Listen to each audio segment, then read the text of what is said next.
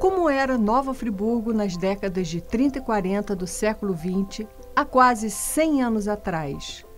Nova Friburgo, encantadoramente bela, era a cidade dos cravos rubros, camélias, azaleias, fúcsias, magnólias, violetas, crisântemos, entre outras flores.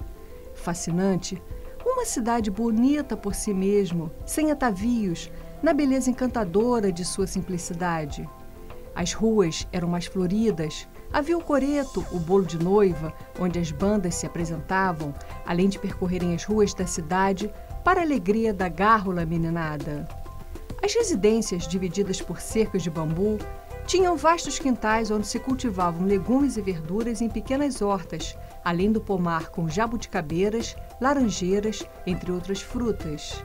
Nas hortas, plantava-se couve, vagem, alface, mostarda, selga, salsa, cebolinha verde, ervilha, berinjela, jiló, maxixe, quiabo, tomate, cenoura, nabo e repolho. As hortas e pomares são heranças da cultura portuguesa. Lavouras de batata inglesa, repolho, feijão e milho igualmente poderiam ser avistados no centro de Nova Friburgo. Na segunda década do século XX, Nova Friburgo vivia uma nova fase. Passara a ter luz elétrica que serviria de energia elétrica às indústrias que se instalavam na cidade. A partir de 1911, empresários alemães implantaram indústrias têxteis em Nova Friburgo. Peter Julius Ferdinand Arp, Maximilian Falck e Otto Siemens inauguram as fábricas de rendas Arp, Ipu e Filó, respectivamente, no centro da cidade. Mas o impacto da industrialização apenas surtiria seus efeitos muitas décadas depois. Nova Friburgo manteria uma paisagem rural até a década de 40. Tropas de mulas ainda circulavam pela cidade comercializando mercadorias das zonas rurais e municípios próximos nos armazéns de secos e molhados. Consolidava-se igualmente como um município que abrigava os melhores estabelecimentos de ensino do país, fruto de uma tradição na área da educação que remonta ao Instituto Colegial Freese, do inglês John Henry Freese, fundado em 1841, que formou boa parte da elite política do Império. Naquela época, boa parte das crianças iniciava o curso primário nas residências das professoras. O ensino era ministrado normalmente por notórias educadoras da cidade. Eram conhecidas como mães espirituais. As salas de aula eram extensões de seu lar. Separava-se um cômodo da casa, mobiliavam com a mesa comprida e bancos coletivos, onde os alunos compartilhavam as lições. A professora ensinava todos conjuntamente, desde os alunos que aprendiam as primeiras letras até a quinta série. O afluxo de veranistas era significativo e boa parte da população se beneficiava com o turismo. Nova Friburgo tinha parte de sua atividade econômica gerada por veranistas. Os principais hotéis naquela época eram Leroy, Engert e Salius, que regurgitavam no verão de novembro a maio com veranistas. Igualmente, os proprietários de casas alugavam suas residências aos mesmos. Ah, as lindas residências de Nova Friburgo! A casa de Madame Santana, com seu pomar de uva, pera, maçã, jabuticaba, goiaba e um jardim repleto de camélias. Madame Santana era uma mulher que outrora fora muito rica e empobrecera, vivendo de encapar botões, uma profissão hoje praticamente desaparecida, em sua bela residência, juntamente com suas filhas. No local de sua residência, atualmente encontra-se um estacionamento em frente à Prefeitura Municipal de Nova Friburgo. Outra linda residência era a do Chaluce, denominada pelo vulgo de Casa de Rui Barbosa, pois ele era habitué em Nova Friburgo, alugando essa residência como veranista. No local, atualmente o edifício Rosa Marchon. Uma residência tradicional era a casa de Dona Vitalina, da família Galiano das Neves. No local encontra-se um shopping center. A residência do Barão de Nova Friburgo, imóvel que existe até hoje, naquela época se estendia pelos fundos até a avenida. Era muito comum. As residências no centro da cidade, em sua maioria, se estendiam pelos fundos até as margens do rio Bengalas.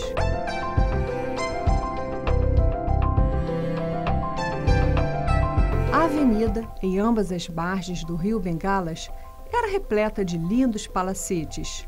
Plantações isoladas com roças de milho e feijão ainda poderiam ser avistadas nessa avenida. Por outro lado, Friburgo tinha seus bas-fonds no centro da cidade, onde residia uma população miserável. O beco da cadeia, atual Monte Líbano, era repleta de casebres sem cubagem, sem ar e sem luz, caindo uns, outros sustidos por obra e graça de Deus. No Beco dos Arcos havia igualmente cortiços. Na realidade, a divisão de bairros por classe social somente se fará muitos anos depois, quando a elite residirá no centro da cidade e as classes populares nos arrabaldes, a exemplo de Olaria e Conselheiro Paulino.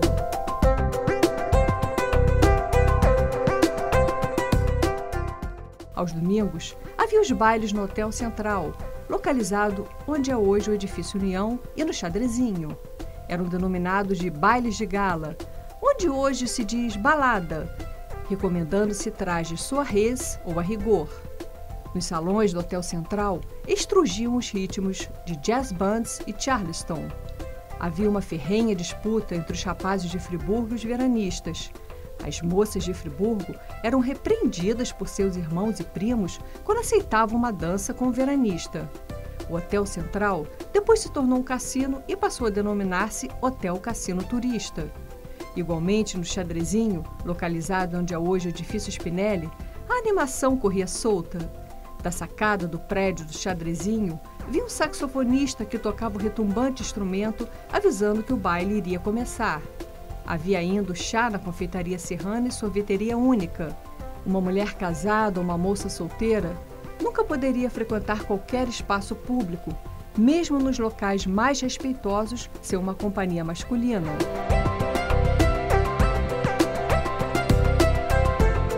Era um tempo em que os moços ficavam na porta da igreja, aguardando a saída da missa e da ladainha, dizendo palavrinhas adocicadas às meninas quando saíam do culto religioso. A Friburgo das serenatas em noites de verão, casta, patriarcal, as meninas assustadiças, nervosas, espiando os namorados através das vidraças e atirando-lhes uma flor que antes, de leve, roçavam aos lábios. Os namorados chibantes, de longe, horas a fio, observando suas amadas nas janelas. Como eram os namoros daquela época? Caminhava-se de um lado a outro na praça, flertando com os rapazes, e a troca contínua de olhares bastava para o compromisso de namoro. Depois do passeio pela praça, uma sessão no Cine Teatro Leal, outrora Teatro Dona Eugênia. Com a chegada do verão, algumas moças da elite da cidade promoviam apresentações teatrais como amadoras, aproveitando os veranistas que ficavam meses na cidade. Sim, naquela época os veranistas, em sua maioria, ficavam 6 meses na cidade. Outro lazer era a estação de trem, apreciado rendezvous. Todos os sábados, a população dirigia-se à estação para aguardar a chegada do trem de passeio e ver os veranistas que desembarcavam. Naquela época, o sucesso dos suculentos pêssegos do sítio Santa Elisa de Raul Sertã.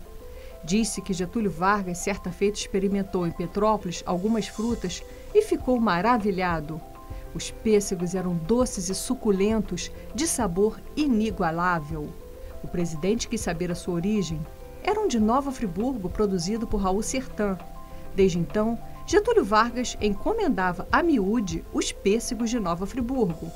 O sítio Santa Elisa, além de pêssego, produzia igualmente uva, figo e castanha portuguesa.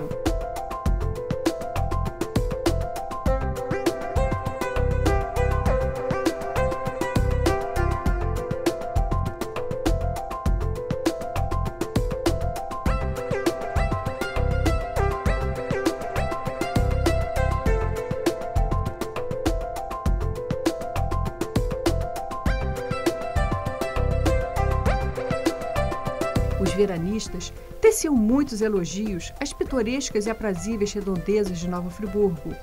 Era um tempo dos passeios pelos arredores da cidade, como Tinguely, o Parque da Cascata, Sanssouci, Amparo, Chácara do Paraíso, Grande Spinelli, Véu da Noiva, entre outros. O Tinguely era um pitoresco arrabalde com magníficas chácaras de flores e caquezeiros. Na Praça do Suspiro, o marulhar da fonte do amor, da saudade e do ciúme, com a sua habitual e poética quietude, era um pitoresco recanto e importante espaço de sociabilidade da população. Pelas praças da cidade, pedalava o belo sexo, os brotinhos, correndo céleres em suas bicicletas entre as árvores e alamedas. A bicicleta, sem distinção de classe, sexo e idade, era o veículo de toda a gente. Médicos utilizavam as bicicletas para visitar seus pacientes. A passeio ou a serviço, quase todos os friburguenses utilizavam esse veículo.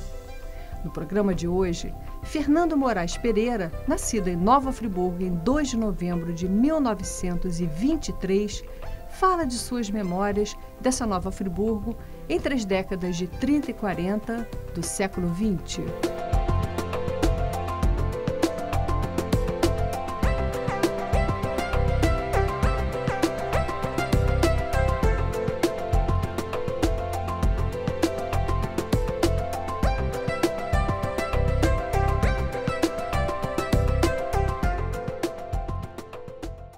O que o senhor chama de luto fechado? Porque o luto antigamente tinha todo um simbolismo, né? Como é que era o luto numa família, quando morria um membro muito próximo da família? Lutos fechados é uma expressão que a gente usava, ou não sei se usa ainda hoje, para dizer que a pessoa estava de luto e absoluto, até em pensamento. A pessoa não ouvia música, a pessoa não ria, a pessoa não participava de reuniões sociais, a pessoa não, ele se fechava em si, né? Em luto, quer dizer, ele estava completamente, absolutamente dedicado ao seu sentimento de luto. O estabelecimento do meu avô aqui, ele teve que, se juntou com um sócio chamado Luiz Pires, que foi meu padrinho de batismo. O Luiz Pires era um português também, e eles se deram muito bem a vida toda. Tanto que o famoso Café Moraes, daquela época, em Nova Friburgo, ele tinha um slogan, dizendo em cima, no seu logotipo, sempre imitado e nunca igualado. E embaixo tinha uma faixa onde dizia Alexandre, Pires e Companhia Limitada, tá? Onde muita gente achava que o meu avô chamava Alexandre Pires por causa disso. Mas isso era um fato interessante. Por que chamam o meu avô de Alexandre Pires? Por causa disso. As pessoas, a gente tem até imagem, né? Nós vamos mostrar durante o programa do comércio do seu avô, né? Nós temos na Oliveira Botelho, né? Nós vimos ali a coincidentemente, eu tenho a foto, né? Que o senhor falou que saiu no meu livro. O senhor ficou surpreso ali com essa foto que está no seu livro, da esquina da Alberto Brown e Oliveira Botelho, para mim, quando eu comprei esse livro aqui ano passado, quando eu vim para os 100 anos da minha prima Irene.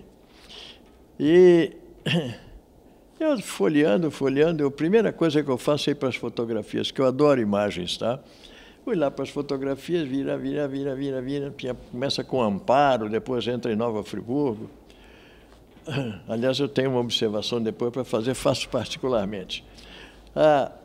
Aí eu vi aquela página 200, gente, página 216, o livro está aí. O livro está aí. É o livro da Janaína, é o segundo livro dela, que é o que relata as crônicas que ela fez no jornal A Voz da Serra, né? Tem uma fotografia ali onde pega a casa do meu avô de esquina, focalizando a rua Oliveira Botelho. E ali está escrito na esquina, na parede está escrito Café Moraes. Era um armazém de secos e molhados. Vovô vendia tudo. Ele era um comerciante de mão cheia, né? Secos e molhados, só para as pessoas entenderem. O que é um secos e molhados daquela época? O que tinha? Significa que eles vendiam produtos sólidos e produtos líquidos, secos e molhados. E tinha de tudo, então? Tinha de tudo. É um armazém geral. Tecido, né? Desde tecido? Não. A parte dos turcos era com os turcos lá. Tá. Certo. Turco a gente se mete, não. Era com os Abud, com os Calil, com os Eljaik, com essa turma toda. Tá? Essa imagem de dentro a gente chamava refinação.